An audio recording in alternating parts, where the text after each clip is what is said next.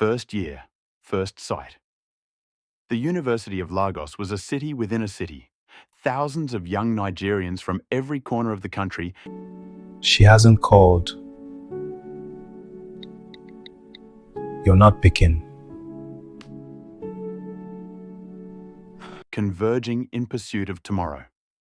Among the sea of fresh faces in the Faculty of Social Sciences stood Onye Chukwuemeka, already towering above most at 6'2", his dark skin gleaming like polished mahogany under the Harmattan sun. His friends had long shortened his name to Onye OG, a rhythm that rolled off the tongue like a melody. He came from Newi, from a family that understood both the weight of empty pockets and the dignity of hard work. His father was a civil servant who had risen through ranks through sheer grit. His mother traded textiles at Ochanja Market. They were not wealthy, but they were privileged in the ways that mattered. Loved, educated, and raised with the understanding that integrity was wealth no market could crash. Ngbeke Adaeze walked into the same faculty that same morning, her natural hair crowned in thick, shoulder-length locks that seemed to capture sunlight and hold it. Her complexion was the color of honey mixed with cinnamon, neither fair nor dark, but something luminous in between. She was from Enugu, from a family of 4, her father a retired principal, her mother a nurse who had seen too much of life's fragility not to teach her children to live fully. Their first meeting was unremarkable. A crowded lecture hall, introduction to sociology, 8 a.m. on a Tuesday. Onye OG arrived late, the only seat available being beside her. He mumbled an apology as he squeezed past knees and backpacks. She didn't look up from her notebook, or merely shifted her elbow to give him space. "You're blocking my light," she said, not unkindly. "I'm Onye. Most people drown trying to say the whole thing. Onye OG works fine." "Then, Onye OG, your shoulder is in my sun." He moved. She wrote. The lecturer droned about Durkheim and social facts. And so it began. Not with sparks, but with the quiet recognition of 2 people who would fit together like puzzle pieces they didn't yet know were missing their match. The architecture of friendship. By second semester, they were constants in each other's orbit. They discovered they lived in the same off-campus area. He in a modest boys' quarters behind a professor's house, she in a small flat shared with 2 other girls from her department. The walk to campus became their ritual. 20 minutes through dusty streets where traders already set up by 6 a.m., where the smell of a kara frying mixed with exhaust fumes and possibility. "You know what I don't understand?" Ngbeke said one morning, balancing her books against her hip. "Why you insist on wearing those shoes?" Onye OG looked down at his worn leather sandals, resoled 3 times. "These shoes have character. They have holes, Onye OG. There's a difference. They have survived 3 carryovers and a departmental strike. They're loyal." She laughed, and he filed the sound away in the part of his mind where he kept things he wanted to remember forever. They became study partners by necessity. Sociology of development was defeating them both. His strength was theory. Hers was application. He could quote Marx and Weber verbatim, and she could explain why their theories failed in rural Nigerian contexts. Together, they made sense. The library became their second home, 3rd floor, near the window that overlooked the lagoon. They developed a language of glances. When she twisted her pen, she was stuck on a concept. When he tapped his foot, he needed coffee. When she rested her head on the table, it was time to leave. "You're going to fail if you keep sleeping in public places," he told her one evening, nudging her awake. "I'm not sleeping. I'm absorbing information through osmosis. Your notebook is on the floor. Osmosis is messy work." He bought her gala and a bottle of water from the kiosk outside. She bought him pens when his ran out. They never kept score. The house on Oho Road. By second year, when Onye OG had moved to a small, self-contained apartment on Ojo Road, a room, a kitchenette, a bathroom that sometimes had water. It was his castle, paid for with money saved from holiday jobs and the occasional assist from his father. Ngbeke became its most frequent visitor. She had her own key by November of that year.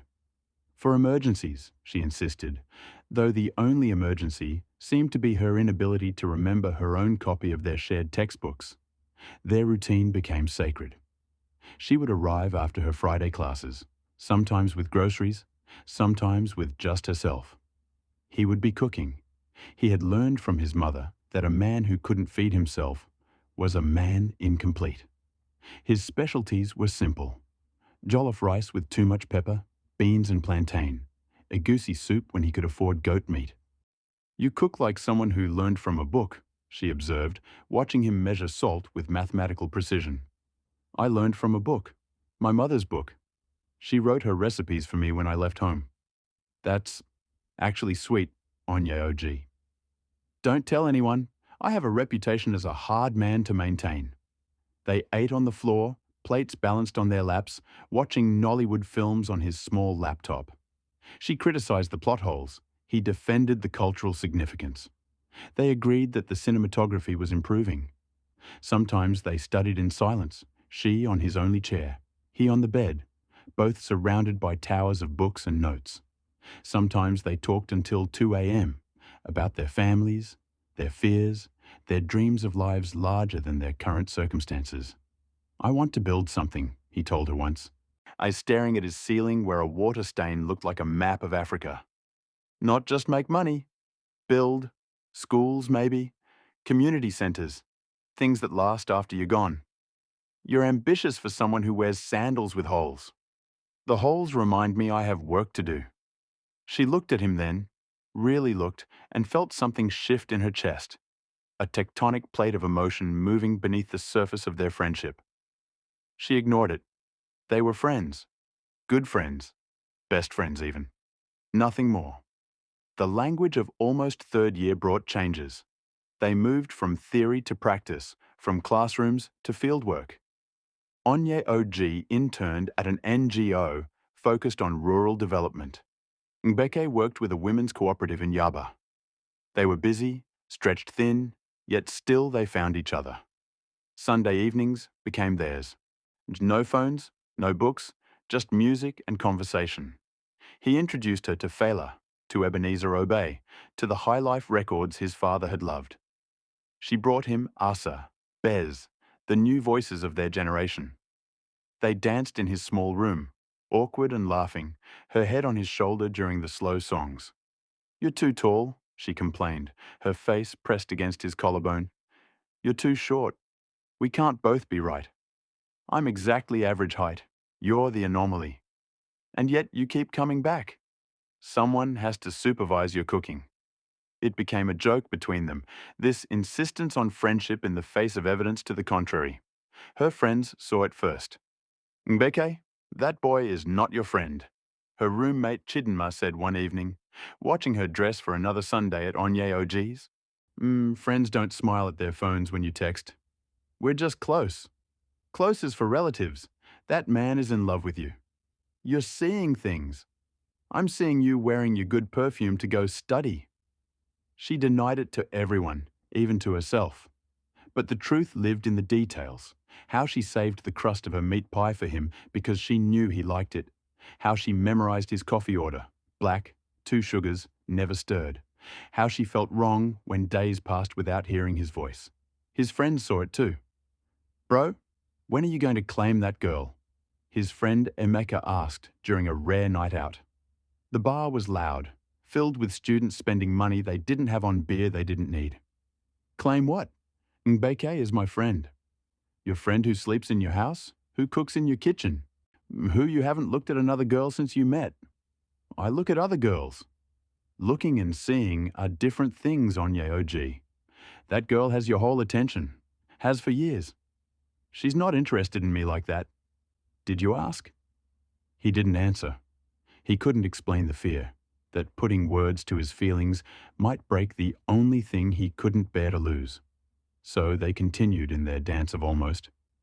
She fell asleep on his chest during movies, and he learned the rhythm of her breathing. He used her lap as a pillow during study sessions, and she ran her fingers through his hair, both pretending not to notice the intimacy. They were just friends who knew each other's scars, each other's dreams, each other's families by name and story. The interloper. It happened in their 4th year, in the year everything almost ended. His name was Femi, and he was everything Onye OG was not. Polished, wealthy, confident in ways that came from never being told no. He saw Ngbeke at a departmental function, her hair caught up in a style she'd spent hours on, her dress simple but striking, and he decided she would be his. The pursuit was relentless. Flowers delivered to her department, cards with poetry he probably didn't write, invitations to restaurants where the menus had no prices. He's persistent, I'll give him that, Ngbeke told Onye OG, showing him the latest card over their usual Sunday dinner. He's trying to buy you. He's trying to impress me. There's a difference. Is there? She looked at him, surprised by the edge in his voice. Are you jealous? Of course not. You're a free woman, and you can see whoever you want. I know that. I just thought you might have an opinion.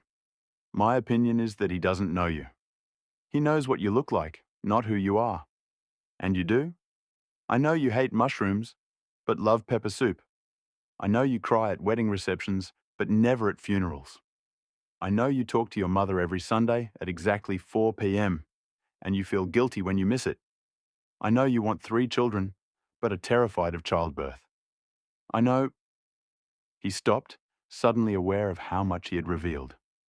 They stared at each other, the air between them charged with everything unsaid. Onye OG, you should give him a chance, he said quickly, standing to clear the plates. He's obviously serious. I just think you deserve someone who sees all of you, not just the surface. She wanted to argue, to push, and to finally break through the wall they had built together. But his back was to her, his shoulders tense, and she was afraid. So she let it go. She gave Femi a chance.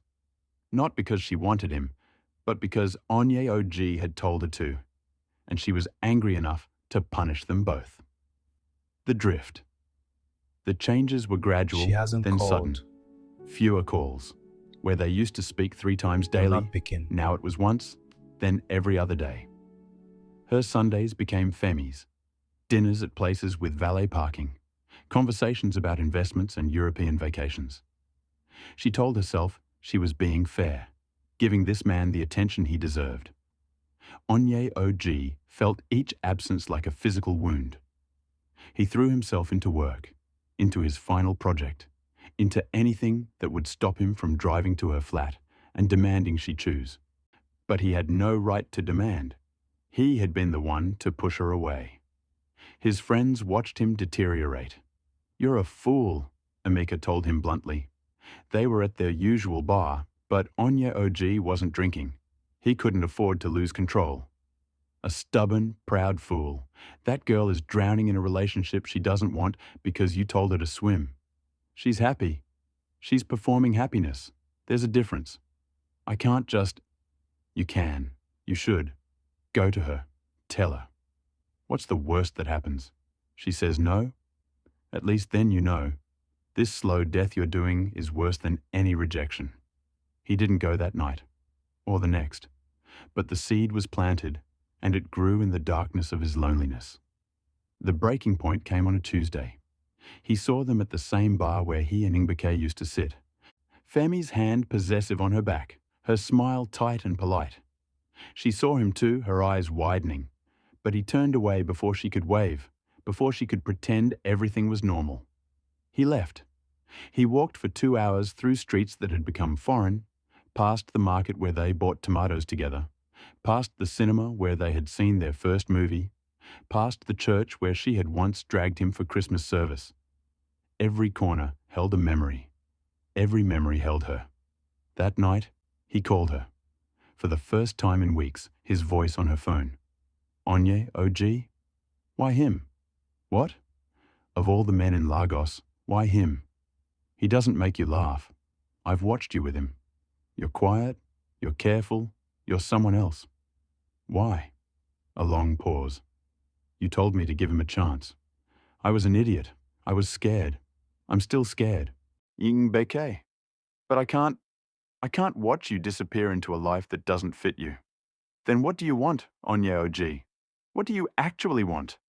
He could hear her breathing, could picture her face, the way her brow furrowed when she was trying not to cry.